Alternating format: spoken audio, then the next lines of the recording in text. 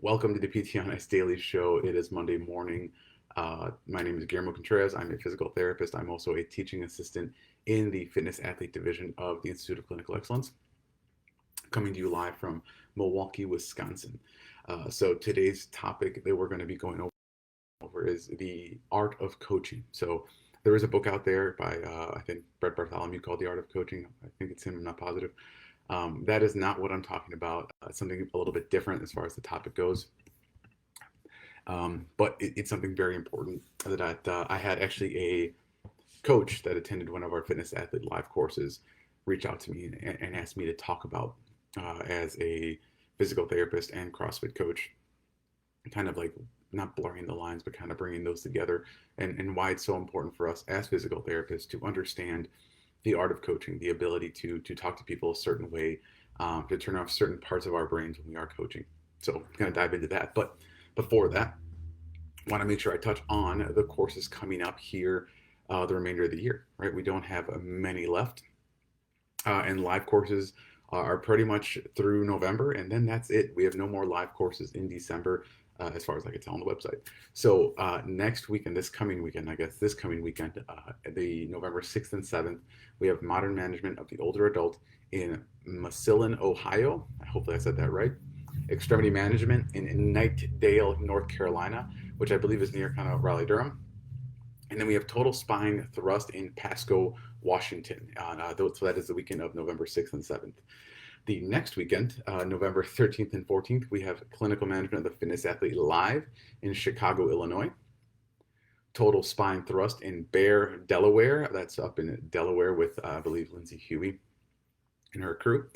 And then we have a Rehab of the Injured Runner in Roswell, Georgia. So 3 courses this weekend, 3 courses next weekend, and then the weekend before Thanksgiving week, there's Extremity Management in Parker, Colorado. I believe that's being hosted at Onward Denver. So lots of opportunities, lots of courses left this year if you've been trying to hit up either Extremity Management, Older Adult, Fitness Athlete, or Total Spine. Lots of options for you to hit up one of those live courses and still have a chance to attend a live ICE course. If you're looking for an online course, not a whole lot left. From the Fitness Athlete Division, Essential Foundations, we have our final cohort of the year starting up on December 6th. So that's an 8-week online course diving into all things fitness athlete: squat, deadlift, press, pull-up, power clean, power snatch, front squat, and back squat. So that starts up on December 6th.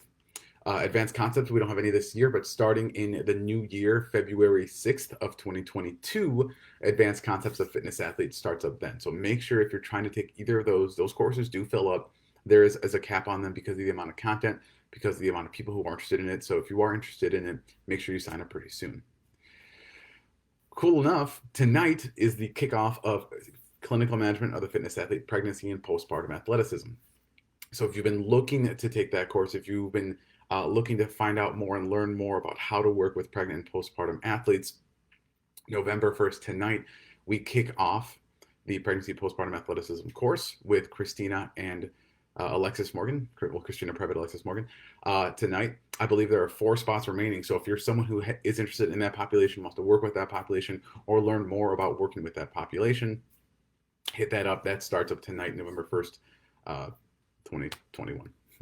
Modern Management the Older Adult, we have a cohort going on right now, but if you want to get started right away in 2022, right, the year ends, the year starts up, and gonna get after it right away, Modern Management of the Older Adult Essential Foundations Online starts up on January 5th, 2022. So those are the most courses we have coming up. Just want to make sure I touch base on all those, make sure everyone knows. If you want to hit those up, make sure you head to ptonice.com, look up our online and our live courses, and get yourself signed up for those. Again, before I dive into the topic at hand today, really quickly, I just want to dive into a recap of this past weekend. This past weekend, our COO leader, Alan Frenadal, was able to get married. I had the pleasure of being in the Grand Rapids, Michigan area to celebrate with him and his new wife, Megan. Wonderful weekend, a lot of fun, good music, good dancing, fantastic food, right? As you would expect, it was nuts and seeds, lots of vegetables, lean meats, kind of what you would imagine an Alan Frendahl wedding to be like. But it was a lot of fun. It was a pleasure to be there. It was an honor to be there. Had a blast hanging out with a lot of the ice crew that was also there. Not going to get into too much details, but I made a joke I would recap the wedding, and overall, if I had to give it a 0 to 10 scale, I'd give it a 10 just because I think it'd be rude to give it anything less. So super happy for them. If you see them anywhere, make sure you congratulate them. But reminder, don't be emailing Alan with anything for the next couple of weeks. The man is on his honeymoon. It's his first vacation in, I believe, like 14 years. So make sure he enjoys it and he can enjoy some time with his new wife in Hawaii, I believe. So congratulations to them again. Okay, so the topic at hand, the art of coaching. What does this mean? Why am I kind of discussing this? What is the premise of it? And we want to understand that when it comes to working, especially with fitness athletes, they are used to a certain way of being spoken to, being taught, being coached. There are times where physical therapists also dabble in the coaching realm. They coach CrossFit, they coach boot camps, they coach fitness classes, things of that nature. And what I got from this conversation with a CrossFit coach when she mentioned or asked me to kind of touch upon this, um, was that what she noticed was that the physical therapist, while they're really good coaches, they're really good on the technical side, they're fantastic on the science side. They struggle a lot with the art of coaching, with kind of giving out the language, with speaking a way that basically turns off certain aspects of quote unquote the brain, or I guess the brain. And we tend to notice is physical therapists, like for the most part, we're intelligent, right? We went to either 4 years of undergrad and then 3 years of graduate school, or a 6 year expedited program. Um, Whatever it may be, we have a lot of education. And nowadays, everyone pretty much graduates with a doctoral degree. So we're all doctors of physical therapy. And that doesn't include the people who maybe do masters and been doing it for 15, 20 years, people who have a bachelor's and been doing it for 30 years, people who get their DPT and then pursue a PhD, right? Majority of physical therapists are rather type A, and they're fairly intelligent. Like we need to be to get through this schooling to pass our boards, pass our exams. And what happens many times with physical therapists is because we are as educated as we are, we tend to use our words much more than we need to. We tend to want to science things a lot.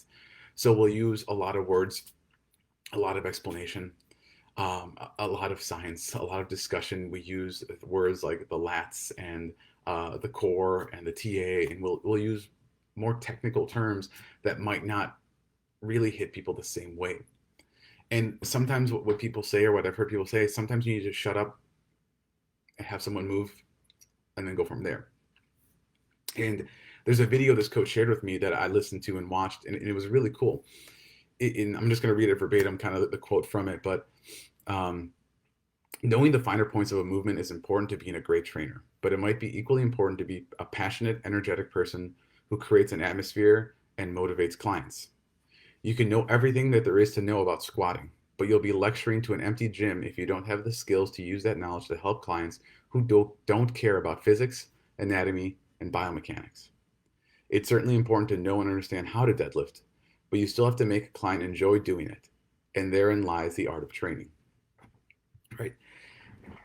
Like that hit hard, right? Understanding that, right? Especially when we look in the clinic and we're trying to prescribe home exercise programs, or all these things to individuals that we're working with.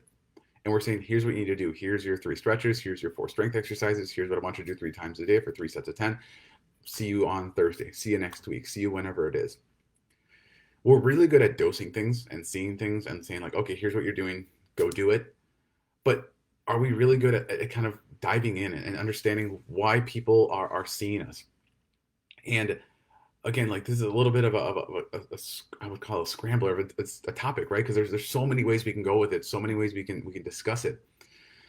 But we understand like that I think the quote is like, people don't care what you know until they know you care, right? If we don't take the time to understand like, hey, why are you in front of me today? What's going on with your low back? What's going on with your shoulder? Why is it important that we get your back better? Why is it important that we get your shoulder better? Why is it important that you be strong enough to do all these things?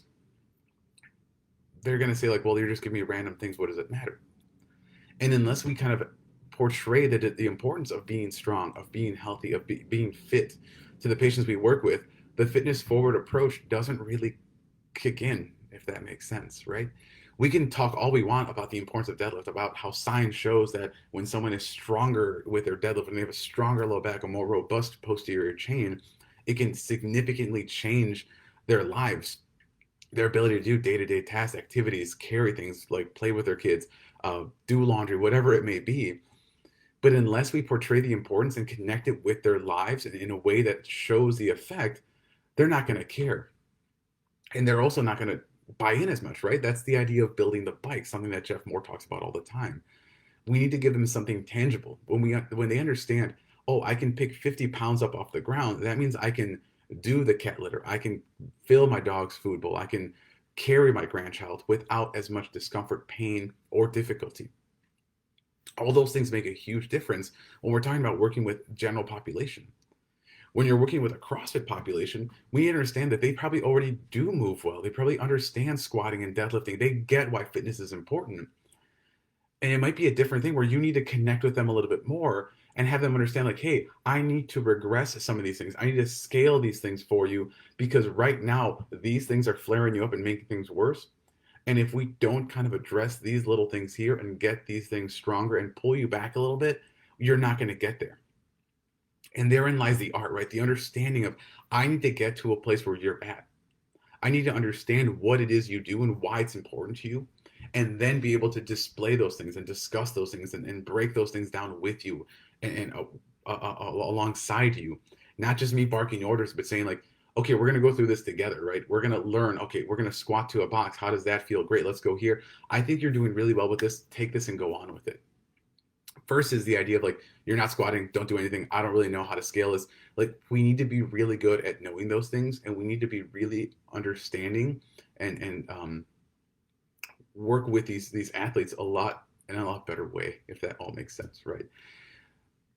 We have to learn to use, or we have to learn to coach, right? That's the one thing in fitness that we talk about more than anything else. It's the ability to coach. It's the ability to see movement, to cue movement, to modify things, and to give a 1 or 2 word cues or 3 word cues or quick simple things to get people to jump in and be like, oh wow, okay, I get that. And as soon as you are able to connect with someone in that way where you tell them, I want you to reach your hips back like you're closing a car door with your butt, they're like, oh, that makes sense.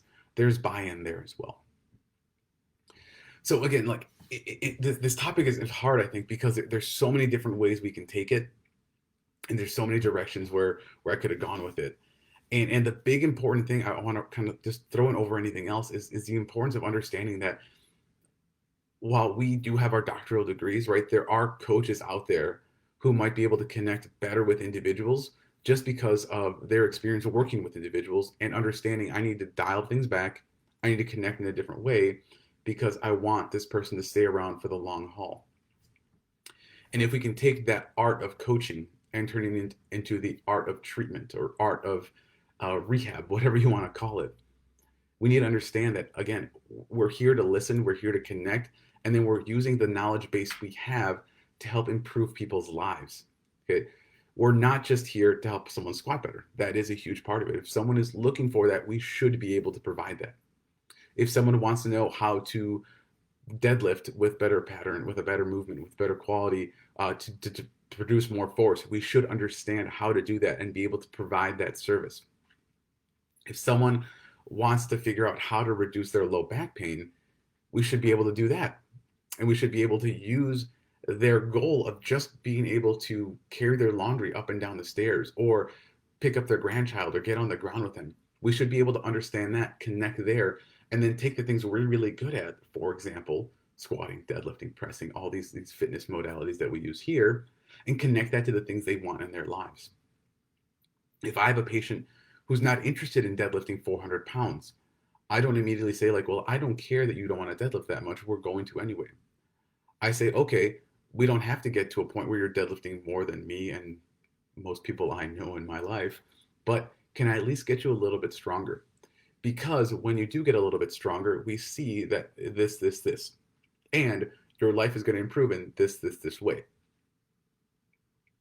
connect it immediately to what they want, right? What is their desire? What are their hopes? And make sure we're having those discussions.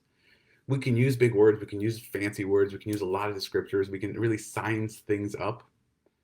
But we don't want to like make the emphasis of what we do when we coach or when we teach or when we discuss or when we break down movement, the idea of, hey, I need you to understand how smart I am.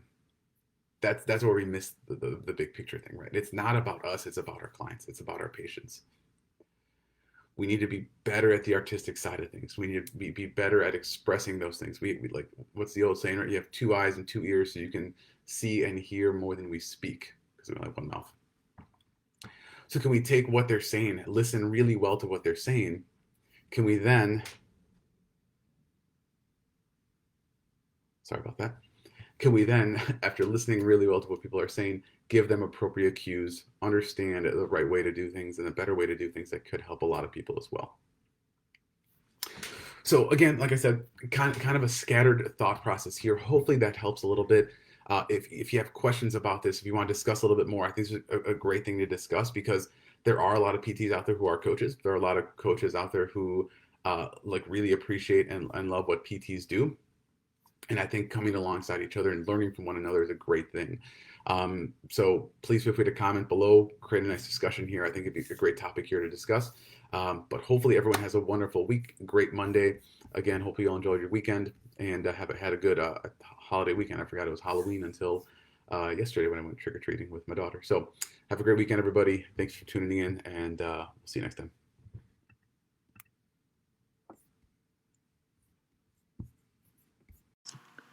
Hey, thanks for tuning in to the PT on Ice Daily Show. If you enjoyed this content, head on over to iTunes and leave us a review. And be sure to check us out on Facebook and Instagram at the Institute of Clinical Excellence. If you're interested in getting plugged into more ICE content on a weekly basis while earning CEUs from home, check out our virtual ICE online mentorship program at ptonice.com. While you're there, sign up for our Hump Day Hustling newsletter for a free email every Wednesday morning with our top 5 research articles and social media posts that we think are worth reading. Head over to ptonice.com and scroll to the bottom of the page to sign up.